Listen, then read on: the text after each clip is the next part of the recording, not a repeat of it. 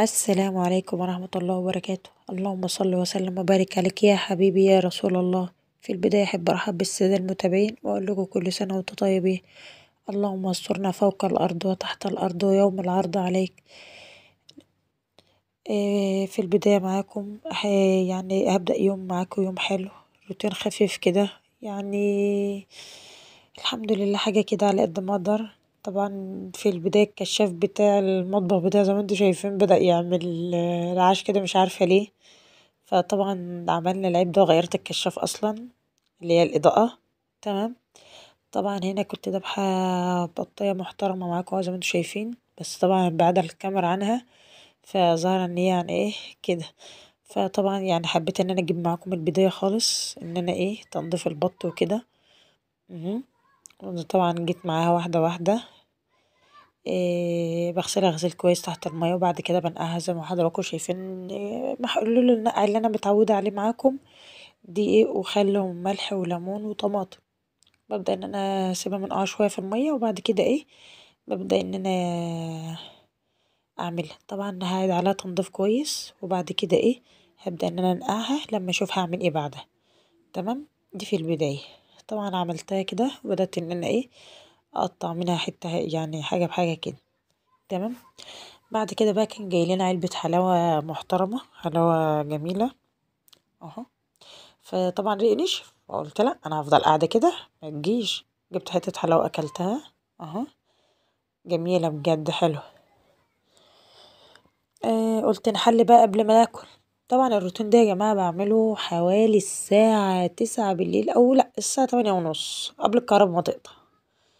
لان احنا عندنا هنا بتقطع الساعة 9 بالليل. طب انت بتطبخي بالليل ليه وبتعملي؟ بعمل ده يا جماعة عشان عندي كلية الصبح. كلية عندي كلية من الجمعة والسبت. احنا بنعمل دراسات عليا ودي يعني بيبقى مواعيدها مختلفة شوية عن الكليات التانية. فاحنا الدوام بتاعنا يوم الجمعة والسبت. فطبعا بناشد الدكتور احمد هنداوي، دكتور احمد عبد الفتاح هنداوي، انه يرأف بحالة المتزوجين او يرأف بحالتنا، يعرف ان احنا بنطبخ نص الليل اهو عشان خاطر ان احنا نيجي نحضر في الجامعة او في الكلية. تمام. ليه جزيل الشكر منا طبعا دكتور احمد، جزاه الله خيرا على اللي هو بيعمله معانا. طبعا بعمل معاكم محشي مشكل زي ما حضراتكم شايفين. قورت الكوسة والفلفل والبتنجان، طبعا بتنجان الوان. وعملت شطة، بحشي الشطة الخضرا، بعمل عمال كويسة. دي طبعا بنوتي، ربنا يخليها لي يا رب، بنت حبيبتي. بدأت ان انا بقى اجيب طاسة على البوتاجاز. طبعا انا بعمل على طول على طول، بحيث ان مفيش وقت، فعايزة اخلص بدري بدري عشان زي ما قلت لكم النور هيقطع وعايزة انجز. تمام. هي طبعا بتساعدني وواقفة بتعمل معايا. تقول لي يلا يا ماما عشان نعمل قبل الكهرباء تقطع وكده. فطبعا كنت انا مجهزة الحاجات طبعا، وبعمل عارفة انا هعمل فعلى طول. طبعا دي البهارات، 7 بهارات: فلفل اسمر، كمون، كزبرة، بابريكا، ملح. تمام. ما هي دي بهارات المحشي اللي انا بحطها. طبعا سبكت هنا التسبيكة، بعدها جبت واحدة مرقة دجاج، وبدأت ان انا اضيفها عليها. يا ريت لو وصلنا لحد هنا ما تبخلوش عليا باللايك والشير. وكومنت حلو منكم برضو تشجيعا ليا كده ان انا بعمل نص الليل يعني. في الوقت ده الناس كلها قاعده تحت البطانيه ومتغطيه، وانا قايمه بطبخ عشان خاطر ان انا قلت لكم عندي بكره كليه وكده، فربنا يعيننا جميعا. تمام. هنا طبعا جهزت الحله اللي انا هحط فيها المحشي. ودي البطه طبعا بعد ما نقعتها نقع كويس، بقول لكم شايفين من جوه نضيفه ما شاء الله. جبت بصل وجبت عليه برضو بهارات مشكله، اي بهارات عندك تستخدميها، وملح. وهنا جزر، بشرت عليها برضو جزر، بيدي طعم حلو قوي للخلطة دي.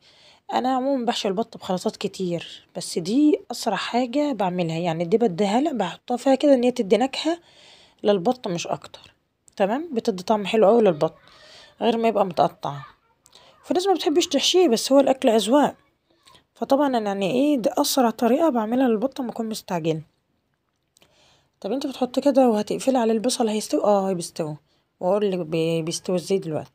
طبعا هنا بعد ما قفلت البطه تقفل كويس باجي من الجناب كده بقوم فاتحاها بحيث ان ايه ان الحشو اللي جوه يستوي وفي نفس الوقت ايه بتسوي البط من جوه كويس.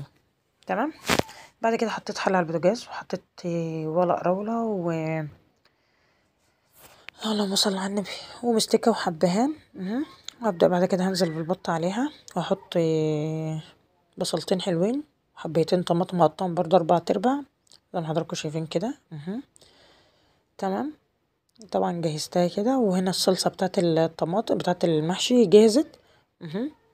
وهنا بعد كده هنزل بالبطه. هي الحله ما شاء الله كبيره بس هي طبعا عشان ايه ان البطه تستوي فيها براحتها. وهنا برضو بصل زي ما قلتلكوا بصله وعليها شويه بهارات حلوين. يعني شايفين الميه اللي بتنزل من البصل دي يا جماعه هي دي البصله المرته اللي تعمليها للحشو او لاي حاجه وتعملي البصل بالطريقه دي لازم تخلي البصل يطلع معاكي ميه بجد بتدي طعم حلو قوي للاكل. تمام. طبعا بدأت ان انا انزل عليها بالميه ودي نص جزرايه او حتة جزرايه طبعا كانت فايضه من المرتة فقلت لا خساره ارميها بتدي للشوربه برضو طعم حلو. تمام. وهنا برضو حطيت الحاجات اللي بقى بتاعت البطه اللي هي الرقبه ومش عارف ايه الحوايج او الحاجات بتاعتها كده. تمام. خلصنا من البط. تمام. بعد كده جبت هنا الشبت اهو بدأت ان انا اخرطه معاكم اعمله برضو عشان المحشي بتاعنا. طبعا ده ما برميش اللي بيفض منها ده مش برميه ببدأ ان انا اضيفه على الخلطة اللي هي الفرشة بتاعت المحشي او ارضية المحشي. تمام. بعد كده ببدأ ان انا اخرط الشبت والكزبرة اهو اختصارا لوقت الفيديو. غسلت الرز غسل كويس وصفيته وبعد كده خرطت عليه برضو الشبت وحطيتها. ودي برضو بصلايه كده. بصوا انا اكتر واحده بتستخدم بصل في مصر مش عارفه ليه. انا اكل كله بصل يعني ممكن بستغنى عن التوم في حاجات لكن البصل استحاله. بحب البصل كتير في الاكل وبشكله بكذا طريقه. تمام. هنا طبعا جبت الصلصه او التسبيكه اللي انا عملتها للمحشي. دي ورق لورا كنت انا حاطه برضو معاها. ببدا ان انا اشيله. زي ما حضراتكم شايفين الخلطه كده ما شاء الله حاجه تفتح النفس. شايفين الخضار هو مرصوص كده وشكله حلو بجد حاجه نضيفه. بنتي عماله عايزه تعمل معايا باي طريقه يا ماما اعمل معاكي يا ماما اساعدك. مش عيب يا جماعه ان احنا نخلي الاطفال اللي يتعودوا. تمام. بحيث ان هم يتعودوا ان في حاجه اسمها مطبخ وطبخ واكل. لازم يكون عندهم طاقه لحاجه زي كده. فطبعا يعني بتيجي تقول لي ساعات بخليها تعمل وساعات اقول لها لا انا مش يعني انا في الفيديو ده كنت عماله اقول لها لا لا بلاش وكده. لاني مستعجله بس في نفس الوقت يعني قلت لا مش مشكله تيجي تعمل معايا شويه اهي بتبصوا لكم شايفين. طبعا هنا بدأت برضو ان انا احشي في الكوسه. فطبعا الحله دي جت صغيره على الخلطه اهي شايفين جايه تخش معايا هتدخل في قلب الكاميرا مش عايزه تسكت. شايفين ما شاء الله. تمام. بدأت ان انا اعمل الحله زي ما حضراتكم شايفين كده. حشيت الكوسه طبعا الاول وبعد كده البتنجان وبعد كده الفلفل.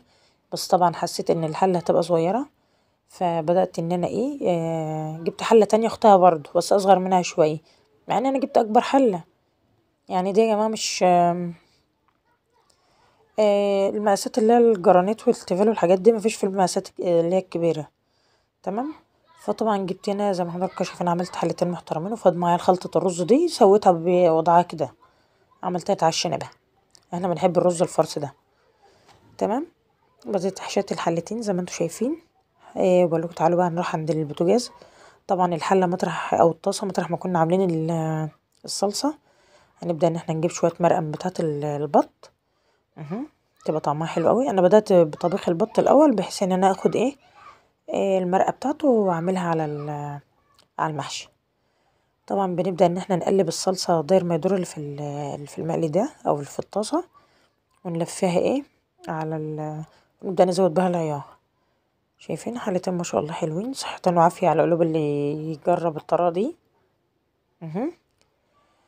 طبعا انا بقول انا كده هلكت انا كده ما عدتش قادرة اعمل حاجة. فطبعا كده بروح هنغطي. شايفين احنا امتى نص الليل والله الشبورة طالعة.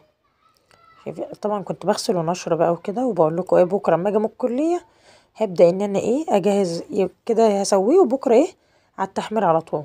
طبعا باجي متأخر، دي بعد انا ما جيت من الكلية طبعا، وانا لابسه اللبس بتاعه والله زي ما انا دخلت على المطبخ عشان احضر وكده عشان الاولاد وكده يعني. تمام. جهزت طبعا حمرت معاكم الكوسه، وبدات ان انا احمر في البط واسخن في الشوربه. ربنا يعيننا دول يا جماعه، دول ان ربنا يعين السنه دي وتعدي على خير كده، وميبقاش في تأثير في البيت ولا مع الاولاد. وطبعا كده وصلنا لنهايه الفيديو، وبقول لكم صحه وعافيه على قلوبكم، وتفضلوا معانا، واشوفكم في فيديو اخر ان شاء الله. واقول لكم الى اللقاء في فيديو اخر، وما تنسوش تدعوا لي دعوه حلوه من قلوبكم، واللايك والشير فضلا وليس امر. وكل اللي يجرب الطريقه دي يقول لي ايه رايه فيها، بجد بجد يعني حاجه مفيش بعد كده. أها.